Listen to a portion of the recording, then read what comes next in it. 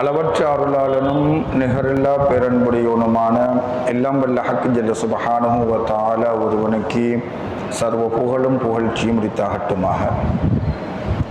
ஸலவாத்தும் சலாமும் அகிலங்களுக்கெல்லாம் பேரருளாக அல்லாஹ்வினால் அனுப்பி வைக்கப்பட்ட அண்ணல் நபிகள் நாயகம் ரசூலுல்லாஹி ஸல்லல்லாஹு அலைஹி வஸல்லம் அவர்கள் பேரிலும் அவர்களுடைய பெற்றோர்கள், உற்றார் உறவினர்கள், சகோதரர்கள், தூய்மையான தோழர்கள், தாபிஊன்கள், தபஉ தாபிஈன்கள், வலிமார்கள், ஷுஹதாக்கள், சாலிஹீன்கள் ஆகியோர்கள் மீதிலும் என்றென்றும் நின்று நிலவட்டுமாக. இவ்வுலகத்திலும் மறு உலகத்திலும் வாழ்ந்து கொண்டிருக்கின்ற நம்முடைய பெற்றோர்கள் முதல் தெரிந்தவர்கள் தெரியாதவர்கள் என்ற பாகுபாடில்லாமல் அனைவர்கள் மீதிலும் அல்லாஹுடைய அருளும் அண்ணல் ஸல்லல்லாஹு அலைஹி வஸல்லம் அவர்களுடைய சிறப்பான ஷஃபாஅத்தும் கிடைத்தருள வேண்டும் என்று பிரார்த்தனை புரிந்தவனாக.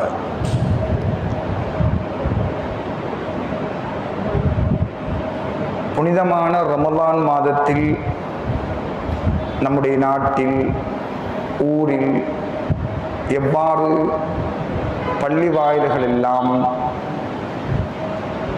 அமல்களால் அலங்கரிக்கப்படுமோ, விசேஷ தொழுகைகள், விசேஷ சொற்பொழிவுகள் என்று அந்த ரமலானுடைய மாதம் முழுக்க நாங்கள் சங்கைப்படுத்துகின்றோமோ, அதே போன்று சரிக்கு சமனாக இல்லை என்றாலும் இந்த ரபியுல் அவ்வல் மாதம் வருகின்ற பொழுதும் நம்முடைய ஊரெல்லாம், நாடெல்லாம் பள்ளி வாயில்கள், வீடுகள், கடைத்தெருக்கள் இவைகளெல்லாம் அமல்களால், விசேஷ அமல்களால் அலங்கரிக்கப்படுவதை நாங்கள் நம்முடைய ஊரினுடைய வரலாறாக, நம்முடைய நாட்டினுடைய வரலாறாக, அது மார்க்கத்தினுடைய வரலாறாக இருப்பதை பார்த்து வருகின்றோம். ரமலான் மாதம் என்று வருகின்ற பொழுது அது அல் குர்ஆனுடைய சம்பந்தப்பட்ட அல் குர்ஆனுடைய மாதம், அல் குர்ஆன் இறங்கியதாக சொல்லப்படுகின்ற மாதம். ரபியுல் அவ்வல் மாதம் என்று வருகின்ற பொழுது அந்த அல் குர்ஆனை அல்லாஹ் தஆலா யார் மூலமாக நமக்கு அறிமுகப்படுத்தி வைத்தானோ அவர்களோடு சம்பந்தப்பட்ட மாதம். ரமலானுடைய மாதத்தில் நாங்கள் இரவு வணக்கங்கள், விசேஷ வணக்கங்கள் என்று செய்கின்ற பொழுது அந்த ரமலானுடைய பகல் பொழுதுகளில் அல்லது ரமலானுடைய மொத்த காலங்களில் ஷைத்தான்கள் விலங்கிடப்படுவதாக நாங்கள் படித்திருக்கின்றோம். ஹதீஸின் மூலமாக ஷைத்தான்கள் விலங்கிடப்பட்டு, அடைக்கப்பட்டு, அவர்களுடைய செயல்பாடுகள் ஒடுக்கப்படுவதாக நாங்கள் பார்த்திருக்கின்றோம், பேசி வருகின்றோம். ரபியுல் அவ்வல் என்று வருகின்ற பொழுது ஷைத்தான்கள் ஓலமிட்டு கத்துகின்ற ஒரு நிலைப்பாட்டை நாயகம் ஸல்லல்லாஹு அலைஹி வஸல்லம் அவர்கள் சொன்னதாக நாங்கள் பார்க்கலாம். என்றால் ஷைத்தானுக்கு பிடிக்காத, ஷைத்தானுடைய பார்வையில் எதிரியாக தென்படுகிற ஸல்லல்லாஹு அலைஹி வஸல்லம் அவர்கள் பிறந்த மாதம் என்ற ஒரு கருத்தின் அடிப்படையில் அவன் ஓலமிட்டு கத்திய, சப்தமிட்டு அழுது புலம்பிய 4 கட்டங்களில் ஒரு கட்டமாக இந்த ஸல்லல்லாஹு அலைஹி வஸல்லம் அவர்கள் பிறந்த தினத்தை எங்களுக்கு நாங்கள் படித்திருக்கின்றோம். அல் குர்ஆனுடைய மாதம் என்று பார்க்குகின்ற பொழுது முதல் அத்தியாயம் சூரத்துல் ஃபாத்திஹா அல்ஹம்துலில்லாஹி ரப்பில் ஆலமீன் என்று துவங்குகின்ற அந்த சொல்லில் இருந்து, அல்ஹம்துலில்லாஹி ரப்பில் ஆலமீன் என்ற அந்த சொல்லில் இருந்து என்று மாத்திரமல்ல, இந்த அலிஃப் லாம் இருக்குதா இல்லையா, அல்ஹம்துலில்லாஹ் உள்ள அலிஃப் லாம், அலிஃப் லாம் ஃபத்ஹா அல், அந்த அல்லில் இருந்து ஹம்துக்கு போக தேவையில்லை, அந்த அல்லில் அந்த 2 எழுத்து சொல்லுகின்ற அந்த அல் என்ற 2 எழுத்துக்களில் இருந்து குர்ஆனுடைய முடிவுரையாகிய சூரத்துன் நாஸ் மினல் ஜின்னதி வன் நாஸ், மில் ஜின்னதி ஒன்னாஸ் என்கின்ற அந்த சொல்லு வரைக்கும் உள்ள மொத்த குர்ஆனுடைய வசனங்களின் மூலமாக அல்லாஹு தஆலா நமக்கு தெளிவுபடுத்த விரும்புகின்ற ஒரு விஷயம் என்னவென்றால், பெருமானார் ஸல்லல்லாஹு அலைஹி வஸல்லம் அவர்கள் கொண்டு வந்த மார்க்கம் எதுவோ, பெருமானார் ஸல்லல்லாஹு அலைஹி வஸல்லம் அவர்கள் எதையெல்லாம் இந்த சமூகத்தில் பிரகடனப்படுத்தினார்களோ, பெருமானார் ஸல்லல்லாஹு அலைஹி வஸல்லம் அவர்கள் எதை சொல்ல வேண்டும் என்று அல்லாஹ் விரும்பினானோ அவனுடைய விருப்பத்தை பூர்த்தி செய்வதாகத்தான் அந்த அலிஃப் லாம் என்ற முதல் இரு எழுத்திலிருந்து ஒன்னாஸ் வருகின்ற அந்த சொல்லு வரைக்கும் நிரம்பி வழிவதை எங்களால் காணலாம். காரணம், நாங்கள் தெரிந்த ஒரு விஷயம், குர்ஆன் என்று வருகின்ற பொழுது அது பெருமானாருடைய குணம். பெருமானார் ஸல்லல்லாஹு அலைஹி வஸல்லம் அவர்களிடத்தில் என்ன குணம் குடியிருந்ததோ, என்ன குணங்கள் எல்லாம், என்ன சிந்தனைகள் எல்லாம், என்ன செய்திகள் எல்லாம், என்ன விடயங்கள் எல்லாம் பெருமானார் ஸல்லல்லாஹு அலைஹி வஸல்லம் அவர்களில் இறைவன் புகுத்தி இருந்தானோ, இறைவன் நுழைப்பித்து வைத்திருந்தானோ, அதைத்தான் அல்லாஹு தஆலா குர்ஆனின் மூலமாகவும் வெளிப்படுத்தினான். கண்மணி நாயகம் ஸல்லல்லாஹு அலைஹி வஸல்லம் அவருடைய சொல் செயல் அங்கீகாரத்தினூடாகவும் வெளிப்படுத்தினான். குர்ஆனாக வெளிப்படுத்தினதும் இறைவனுடைய நாட்டம், கண்மணி நாயகம் ஸல்லல்லாஹு அலைஹி வஸல்லம் அவருடைய சொல் செயல் அங்கீகாரத்தினூடாக வெளிப்பட்டதும் அல்லாஹுடைய விருப்பமும் அல்லாஹுடைய நாட்டமும் தான். எனவே அல் குர்ஆனோடு சம்பந்தப்படுவது ரமலான் மாதம். அந்த அல் குர்ஆனை எங்களுக்கு அல்லாஹ் வழங்கிய அண்ணல் நாயகம் ஸல்லல்லாஹு அலைஹி வஸல்லம் அவர்களோடு சம்பந்தப்படுகின்ற மாதம் ரபிஉல் அவ்வல் மாதம். நாம் பெருமானார் ஸல்லல்லாஹு அலைஹி வஸல்லம் அவர்கள் பிறந்ததாக பேசுவோம், இறந்ததாகவும் பேசலாம், பிரச்சனை இல்லை. ரபிஉல் அவ்வல் மாதத்தில் பிறை 12 பெருமானார் ஸல்லல்லாஹு அலைஹி வஸல்லம் அவர்கள் பிறந்த தினம் என்ற நிலைப்பாடு எப்படி உள்ளதோ, அதே போன்று அதே தினத்தில் பெருமானார் ஸல்லல்லாஹு அலைஹி வஸல்லம் அவர்கள் இவ்வுலகை விட்டு பிரிந்து சென்றதாகவும் தகவல் உள்ளது. நாங்கள் அதை முழுக்க நிராகரிக்க வேண்டும் என்ற நிலைப்பாட்டுக்கு செல்ல வேண்டிய அவசியம் இல்லை. அது அறிஞர்களுடைய நிலைப்பாடு, ஒரு சில அறிஞர் பெருமக்களுடைய ஒரு முடிவு, அவர்களுடைய ஆய்வு, அவர்களுடைய வரலாற்று அம்சம். இது தெளிவாக ஸல்லல்லாஹு அலைஹி வஸல்லம் அவர்கள் எப்பொழுது, எந்த மாதத்தில், எந்த நேரத்தில் பிறந்தார்கள் என்பது வரலாற்று அம்சம். அது வரலாற்று ஆசிரியர்கள் சொல்கின்ற செய்தி.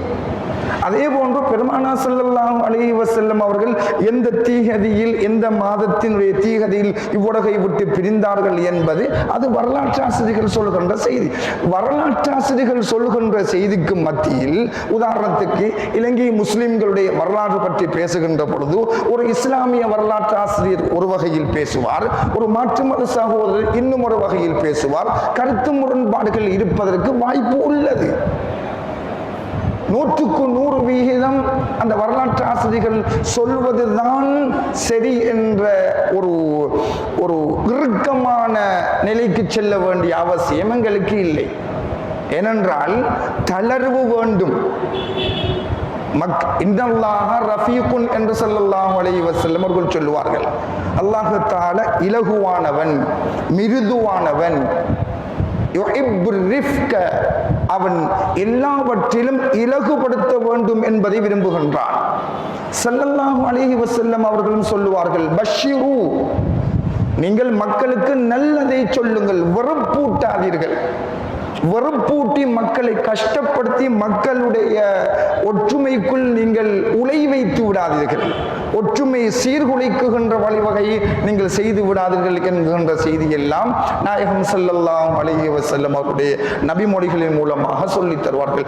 எந்த வகையில் சமூகத்தில் ஒற்றுமையை நிலைநாட்ட முடியுமோ, எந்தெந்த கோணத்தில் சென்றால் சமூகத்திற்குள் பிளவு ஏற்படுத்தாமல் ஒற்றுமையை உருவாக்குவதற்கு எம்மால் முடியுமோ அவ்வளவு முயற்சி செய்து சமூகத்தினுடைய ஒற்றுமையை பாதுகாருங்கள், சமூகத்துடைய ஒற்றுமைக்கு நீங்கள் குரல் கொடுங்கள், சமூக ஒற்றுமை பற்றி நீங்கள் பேசுங்கள், எழுதுங்கள் என்ற செய்தியை தான் நமக்கு மார்க்கம் சொல்லுமே தவிர பிரிந்து செல்வதற்கு, உடைந்து செல்வதற்கு, விலகிச் செல்வதற்கு, தூரமாகி செல்வதற்கு நீங்கள் இடம் வகுத்து விடாதீர்கள் என்ற எச்சரிக்கையை அருமை நாயகம் ஸல்லல்லாஹு அலைஹி வஸல்லம் அவர்கள் சொல்வார்கள்.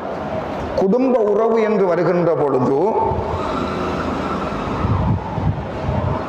என்னுடைய பெற்றோர்கள் என்னை துரத்தினாலும் சரிதான், அடித்தாலும் சரிதான், என்னுடைய பெற்றோர்கள் என்னுடைய உறவினர்கள் என்னை எவ்வளவு தூரம் வெறுத்தாலும் சரிதான், நான் அவர்களை வெறுக்குமாறு மார்க்கம் சொல்லவில்லை. நான் அவர்களோடு சேர்ந்து வாழ வேண்டும் என்ற செய்தியை தான் பெருமானார் ஸல்லல்லாஹு அலைஹி வஸல்லம் அவர்கள் சொல்வார்கள். சஹாபாக்கள் கேட்பார்கள், யா ரசூலல்லாஹ், என்னை என்னுடைய குடும்பத்தினர்கள் முழுமையாக வெறுக்கிறார்கள், என்னை அவர்கள் பொருட்படுப்பதே இல்லை என்றாலும் நாயகமே நான் அவர்களோடு சேர்ந்து வாழ வேண்டும் என்று சொல்லுகின்றீர்கள் என்று கேட்டதற்கு, ஆமாம், அவர்களோடு நீங்கள் சேர்ந்து வாழுங்கள். ஒற்றுமைக்கு இப்படித்தான் வழிவகுக்கும் இஸ்லாமிய மார்க்கம். எனவே நம்முடைய உலக முஸ்லிம்கள், அது ஏறாவூர் முஸ்லிம்கள் மட்டுமல்ல, இலங்கை முஸ்லிம்கள் மட்டுமல்ல, இலங்கை முஸ்லிம்களுடைய வரலாறு நாம் உங்களுக்கு கடந்த காலங்களில் கூட சொல்லியிருப்போம்.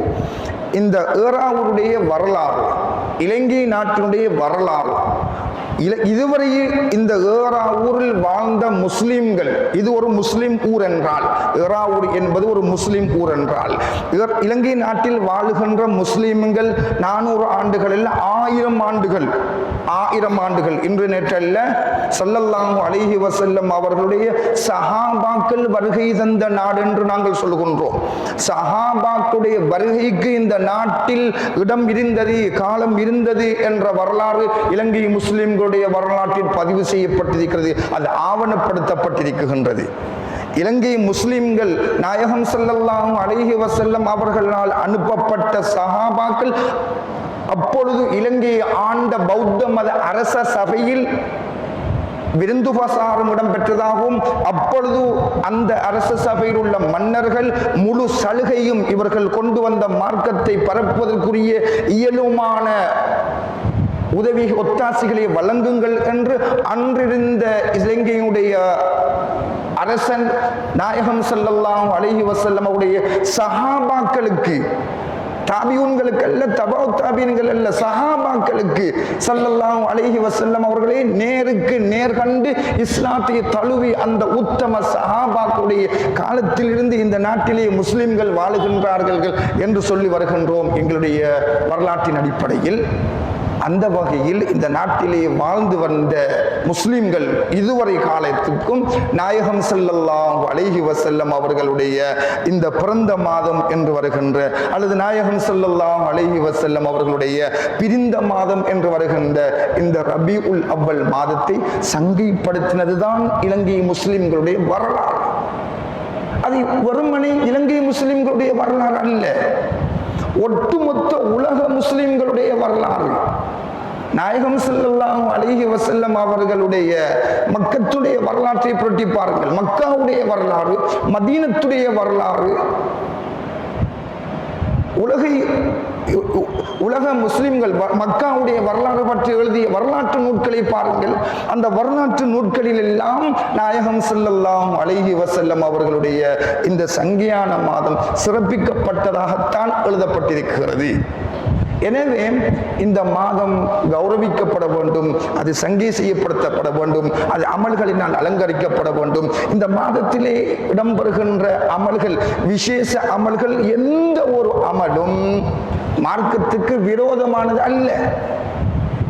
ஒருவேளை மார்க்கத்துக்கு விரோதமானது என்று சொல்லுகின்ற மக்கள் இருப்பதற்கு வாய்ப்பு உள்ளது, அதை நமக்கு பிழை காண்பதற்கு இல்லை. ஒவ்வொருத்தருடைய ஆய்வும், ஒவ்வொருத்தருடைய தேடலும், ஒவ்வொருத்தருடைய கணிப்பீடும் ஒவ்வொன்றாக இருக்கும். அது அரசியலாக இருக்கலாம், அது ஆத்மீகமாக இருக்கலாம். அரசியலும் எல்லோரும் ஒன்றுபட்டு ஒற்றுமைக்காக வேண்டி ஒற்றுமைப்பட வேண்டும் என்று குரல் கொடுக்குகின்ற நாங்கள், ஒற்றுமையாக வாழ வேண்டும் என்று பேசுகின்ற நாங்கள், ஒற்றுமையாகத்தான் இருக்க வேண்டும் என்று வலியுறுத்துகின்ற நாங்கள் எதிலாவது ஒற்றுமைப்பட்டிருக்கின்றோமா?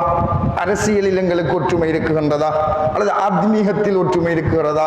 அல்லது கணவன் மனைவிக்கு மார்க்க மத்தியில் தான் ஒற்றுமை இருக்குகின்றதா? அல்லது பெற்ற பிள்ளைக்கும் தகப்பனுக்கும் இடையில் ஒற்றுமை இருக்கிறதா? அல்லது ஆசிரியர்களுக்கும் மாணவர்களுக்கும் ஒற்றுமை இருக்கிறதா?